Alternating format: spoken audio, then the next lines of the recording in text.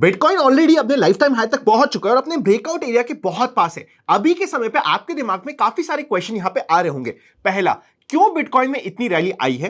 क्या इस रैली की वजह से इस इमीडिएट रैली में 2024 में ही बिटकॉइन $1 लाख तक पहुंच सकता है या फिर नहीं, और उसकी प्रोबेबिलिटी क्या है? एक इंपॉर्टेंट कंसेप्ट होता है बिटकॉइन में, बिटकॉइन हाल्विंग। वो होने वाले की टेंटेटिव डेट है 20th अप्रैल। ये कंसेप्ट क्या होता है? पास्ट में जब जब ये कंसेप्ट हुआ है उस समय किस तरीके से मार्केट ने परफॉर्म किया है, पहले और बाद में दोनों में क्या रिएक्शन रहा है, हर एक पॉइंट में जाके डिटेल में डिस्कस करेंगे, एनालिसिस करेंगे। आज के इस वीडियो में आपको इतना सुपर्ब एनालिसिस और डेटा क्रंचिंग मिलने वाला है कि आपको मजा आ जाएगा। पर उसके लिए मुझे आपको सीधा ले जाना पड़ेगा स्क्रीन पर और एक एक पॉइंट समझाना पड़ेगा। काफी डिटेल ये वीडियो होने वाला है, तो पूरा ही देखिएगा। जब भी आप देखें लाइक अभी से ही कर दीजिएगा। चलिए शुरू करते हैं। सबसे पहले अभी की जो मार्केट में रैली आई है, स्पेशली जो पिछले एक साल में बिटकॉइन में परफॉर्मेंस हुई है, उसका सबसे मेजर कारण बोला जा रहा है बिटकॉइन हाल्विंग। तो सबसे पहले मैं आपको इस बिटकॉइन हाल्विंग के कंसेप्ट को समझाने की कोशिश करता हूं।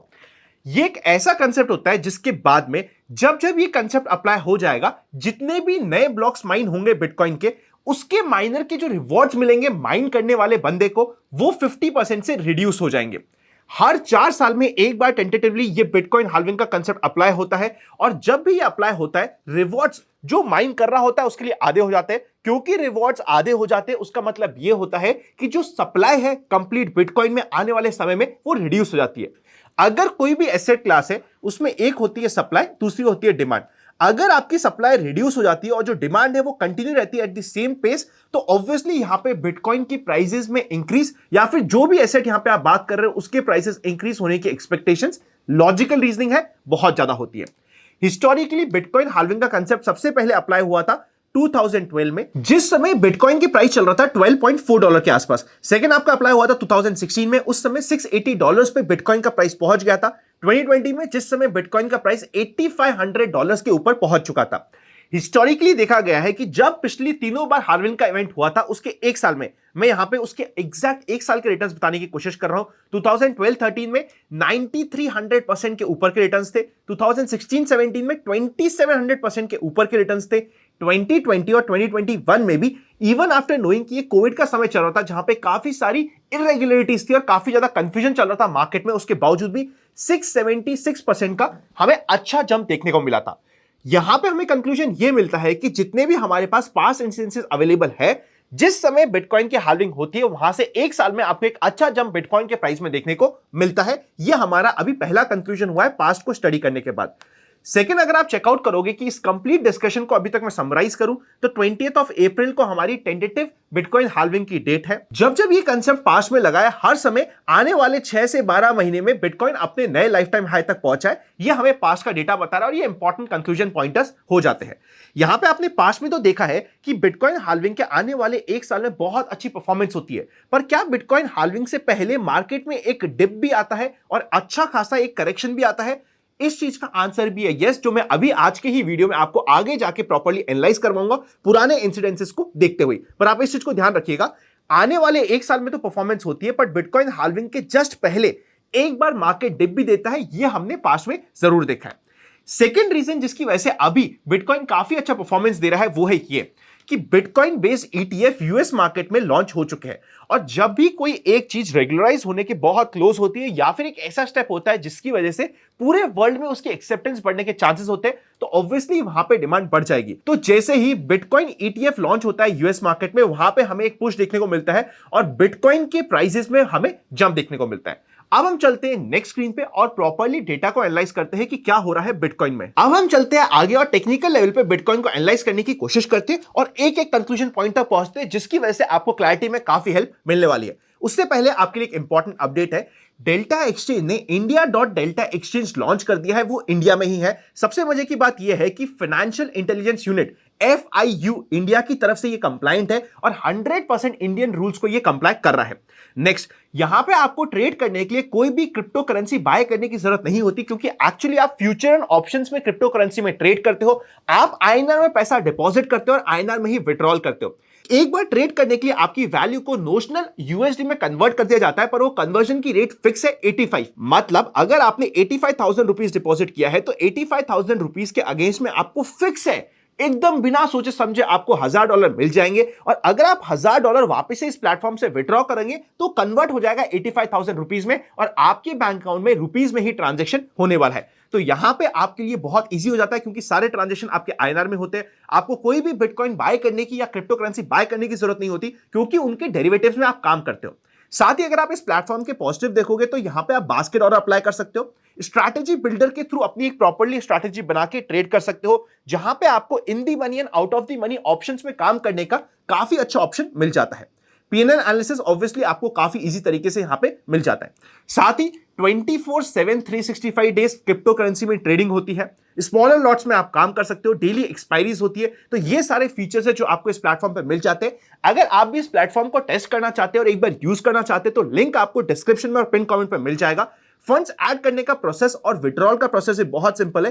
ऐड करने के लिए जैसे ही आप यहां पे ऐड फंड्स पे क्लिक करेंगे आपके सामने ये अकाउंट आ जाएगा। इस अकाउंट में आपको आईएमपीएस करना होता है और इमीडिएटली आपका फंड्स रिफ्लेक्ट हो जाएगा। एक एग्जांपल करके मैं इमीडिएटली एक छोटा सा अमाउंट आपको ट्रांसफर करके बताता हूं कि कितना समय लगता है कि अमाउंट रिफ्लेक्ट होने में। सो अभी जस्ट आप चेक कर सकते हो 3:34 PM पे मेरे पास ओटीपी आया था और मैंने ट्रांसफर किया और अगले ही 1 मिनट के अंदर अंदर यहां पे मेरा पैसा रिफ्लेक्ट हो गया। यहां पे आप चेकआउट कर सकते हो 25,000 रुपीज यहां पे आ चुके हैं। तो इतना क्विक होता है यहां पे पैसा ट्रांसफर करना या फिर विड्रॉ करना। अगर आप वॉल्यूम्स की बात करोगे तो वॉल्यूम्स ऑलरेडी $100 मिलियन डेली को क्रॉस करने स्टार्ट हो गए और अभी प्लेटफॉर्म को लॉन्च हुए जस्ट 1 महीना ही पूरा होने वाला है। उसके अंदर अंदर $100 मिलियन तक पहुंचना काफी हेल्दी फिगर है।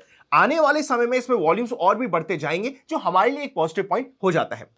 अगर आप यहां पे एक्सपायरीज की बात करोगे तो डेली एक्सपायरीज भी होती है, वीकली एक्सपायरीज भी होती है और मंथली एक्सपायरीज भी होती है। मंथली और वीकली एक्सपायरी आपको मिलेगी फ्राइडे को, आप यहां पे ऊपर चेकआउट कर सकते हो। एवरी फ्राइडे को आपको एक्सपायरी होती है और एक्सपायरी का समय होता है शाम के 5:30 बजे। एक्सपायरी की सारी डेट्स यहां पे आपको मिल जाएगी। फॉर एग्जांपल आज की एक्सपायरी, कल की एक्सपायरी, परसों की expiry, weekly expiry, monthly expiry, चाहे इस मंथ की हो चाहे नेक्स्ट मंथ की हो, हर एक जगह का डेटा प्रॉपर्ली ऑप्शंस पे क्लिक करके चेकआउट कर सकते हो, स्टडी कर सकते हो। Best part about this platform अभी भी मेरे लिए यह है कि FIU इंडिया से ये प्रॉपर्ली रजिस्टर्ड है और इंडिया के सारे कंप्लायंसेस को ये पूरे करने वाला है। तो ये पॉइंट मेरे लिए काफी इंपॉर्टेंट हो जाता है। अगर आप चेकआउट करना चाहते हैं लिंक आपको पिन कमेंट और डिस्क्रिप्शन में मिल जाएगा। ये हम आ चुके हैं स्क्रीन के ऊपर और यहां पे आपको बिटकॉइन दिख रहा है और एक बार मैंने आपके लिए वीकली चार्ट लगाया क्योंकि कुछ एनालिसिस करके आपको मुझे दिखाना है।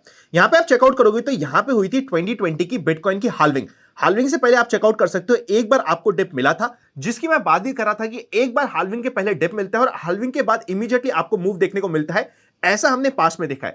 इससे पुराना वाला एग्जांपल भी चेकआउट कर लेते हैं। यहां पे भी आप चेकआउट करोगे तो बिटकॉइन हाल्विंग के जस्ट पहले आपको एक डिप मिला था, एक पूरा राउंडिंग बॉटम बना था, उसके बाद उसकी विग बनी और फिर बाद में आपको ब्रेकआउट मिला जिसकी हमने डिस्कशन करा था। आप परफेक्टली चेकआउट कर सकते हो। एकदम एक तरीके का चार्ट आपको पास्ट में हमेशा सेम समय पे हाल्विंग के मिला है कि एक बार डिप आता है, हाल्विंग का अप्लाई होता है, हल्का फुल्का मार्केट रुकता है, थोड़ा सा कंसोलिडेट होता है और फिर वहां पे एक बड़ा मूव आने के लिए मार्केट रेडी होता है। एक और एग्जांपल, लास्ट एग्जांपल के ऊपर वापस से चलते हैं। ये हम आ गए 2012 में, बहुत पुराना समय हो गया है जिस समय बिटकॉइन बहुत ही नया कंसेप्ट था। पर आप देख सकते हो हाल्विंग से पहले एक बार डिप, फिर थोड़ा सा कंसोलिडेशन और फिर एक्चुअल मूव आपको मिल रहा है। इस बार अगर वापस से आप बात करेंगे, देखिए हिस्ट्री रिपीट्स इटसेल्फ और सबसे मेजर बात टेक्निकल एनालिसिस में यही होती है और यही अजम्पशन होता है कि जो पास्ट में हुआ था वही आगे आने की वापस से पॉसिबिलिटी होती है क्योंकि चार्ट बनते हैं ह्यूमन के बिहेवियर से और ह्यूमन का बिहेवियर हर जगह, हर कंट्री में और हर समय पे सेम रहता है। इस कंसेप्ट को फॉलो करते हुए आप यहां पे चेकआउट कर सकते हो। एक बार मार्केट ने हाल्विंग की डेट से पहले एक डिप मारा, वापस से बाउंस बैक कर चुका था। अब जब 20 अप्रैल के आसपास हाल्विंग होती है उसके बाद एक बार मार्केट यहां पे थोड़ा सा होल्ड कर सकता है और फिर अगर फ्रेश ब्रेकआउट होता है तो उस समय पे जब वो फ्रेश ब्रेकआउट होता है हमारे इमीडिएट टारगेट $1 लाख के बन जाते हैं। ये अगर आप बेसिक प्रिंसिपल देखोगे किसी भी राउंडिंग बॉटम का कि जितना नीचे है एटलीस्ट उतना ऊपर जाने की पॉसिबिलिटी रखता है, तो $1 लाख तो आपको इमीडिएटली यहां पे रिस्क रिवॉर्ड रेशियो मिलता ही है। एक बार आप यहां पे चेकआउट करिएगा, नीचे का लेवल रफली आ रहा है आपके लिए 60% के ऊपर का। सो बहुत सिंपल सा कंसेप्ट जा रहा है कि यहां पे अपन एकदम ब्रेकआउट जोन के आसपास है। ये ब्रेकआउट जोन कैसे हुआ? क्योंकि ये ब्रेकआउट जोन 3 साल पुराना ब्रेकआउट का एरिया था जहां पे मार्केट ने एक क्लाइमेक्स टॉप बनाते हुए पूरा का पूरा मार्केट टूट गया था और बहुत बुरे करेक्शन में चले गया था। अब अगर आप वापस से बात करोगे तो इस सेम लेवल तक पहुंचा है। इस बार सेम लेवल तक पहुंचने के बाद 5 वीक इसने यहां पे हॉल्ट ऑलरेडी कर दिया है। मतलब देखिए एक लेवल के ऊपर जाने के बाद अगर आप हॉल्ट करते हो तो वहां पे आपकी स्ट्रेंथ का पता चलता है। अब सबसे इंपॉर्टेंट रिस्क रिवॉर्ड रेशियो तब बैठता है अगर, देखिए यहां पे काम करने का 2 तरीका होता है। सबसे पहले अगर मैं बिना सोचे यहां पे लॉन्ग करने की बात कर रहा हूं तो मुझे हेज रखना पड़ेगा पुट के साथ में, क्योंकि अगर मेरे साथ पुट के साथ हेज होगा तो लॉन्ग टर्म जब मैं ट्रेडिंग करने की बात कर रहा हूं या पोजिशनल कॉल की बात कर रहा हूं, तो वहां पे हमारे लिए थोड़ा सा सेफ्टी रखना स्पेशली बिटकॉइन जैसे एसेट क्लास में बहुत इंपॉर्टेंट होता है। तो अगर मैं इस समय रैंडमली यहां पे लॉन्ग करने की बात कर रहा हूं, तो मुझे हेज करने के लिए पुट को बाइंग करना इंपॉर्टेंट हो जाएगा। अगर मैंने फ्यूचर्स में इसको लॉन्ग किया है, तो हेज करने के लिए एट द सेम टाइम मेरे पास पुट रहेगा आने वाले 2 महीने के लिए, तो बेटर सिनेरियो होता है। इसके अलावा अगर बाय चांस डिप में जो हमें पुराना सपोर्ट लेवल मिल भी रहा है, जिसके आसपास मार्केट का सपोर्ट लेवल है और जिसके लेवल से मार्केट ने एक रन अवे गैप देते हुए मूव दिया है, तो वो आ रहा है मेरा 52,000 का लेवल। अगर इस लेवल के आसपास मुझे आने वाले समय में किसी भी एक लॉन्ग विक के थ्रू भी, जैसे यहां पे एक लॉन्ग विक बनी है, एक लॉन्ग विक के थ्रू भी इस लेवल के आसपास कोई एंट्री मिलती है, तो यहां पे मेरा रिस्क रिवॉर्ड रेशियो कंपैरेटिवली अच्छा हो जाता है। जिस लेवल पे हम आज के दिन है, यहां पे रिस्क रिवॉर्ड रेशियो थोड़ा सा डिस्टॉर्टेड है। यहां पे अगर मुझे नई ट्रेड लेनी है, तो जब मार्केट 73,000 के ऊपर जाएगा, तभी मैं फ्रेश ट्रेड इमीडिएटली ब्रेकआउट के बेसिस पे ले पाऊंगा। वरना अगर मुझे सपोर्ट के आसपास मिल जाए, तो वहां पे मेरा रिस्क रिवॉर्ड रेशियो बहुत अच्छा बन रहा है। और जो हमारा कंसेप्ट होता है कि राउंडिंग बॉटम यानी कि कब बना, उसका हैंडल बन जाए और इस हैंडल के आसपास कहीं पे भी हमें एंट्री मिल जाए, तो वो हमारे लिए एक बेटर रिस्क रिवॉर्ड रेशियो का एरिया हो जाता है। ये हुआ है हमारा बिटकॉइन का एनालिसिस, जो हमने पोजिशनल बेसिस पे करने की कोशिश करी है आज के इस वीडियो में। अगर आप चाहते हो कि हम बिटकॉइन में इंट्राडे पे या फिर स्विंग ट्रेडिंग कैसे करनी है उसके ऊपर भी कोई स्ट्रैटेजी की बात करें, तो मुझे कमेंट करके बता दीजिएगा, हम वो वीडियो लाने की भी कोशिश करेंगे। इसके अलावा आप क्या चाहते हो हम इथेरियम को भी कवर करें या फिर कुछ और कॉइन्स को भी कवर करें, तो उसका भी आंसर कमेंट में कर दीजिएगा। डेल्टा एक्सचेंज इंडिया के रिलेटेड आपके दिमाग में कोई भी डाउट है, शक है, शंका है, तो अपने क्वेश्चन को कमेंट में डाल के बता दीजिएगा। अगर आपको याद हो तो लास्ट टाइम भी मैंने डेल्टा एक्सचेंज को यूज किया था, जहां पे अपनी सारी करेंसी को मैंने डेल्टा एक्सचेंज में ट्रांसफर करके वहां पे प्रॉपर्ली ऑप्शंस की हेजिंग करने की कोशिश करी थी, पर उस समय वो इंडिया में रजिस्टर्ड था नहीं। इस समय ये इंडिया में रजिस्टर्ड हो चुका है और सारे के सारे आपके क्वेश्चंस के जवाब भी इस कंप्लीट प्लेटफॉर्म के रिलेटेड इस प्लेटफॉर्म के लिंक पे मिल जाएगा, जो लिंक आपको डिस्क्रिप्शन और पिन कमेंट पे मिल जाएगा।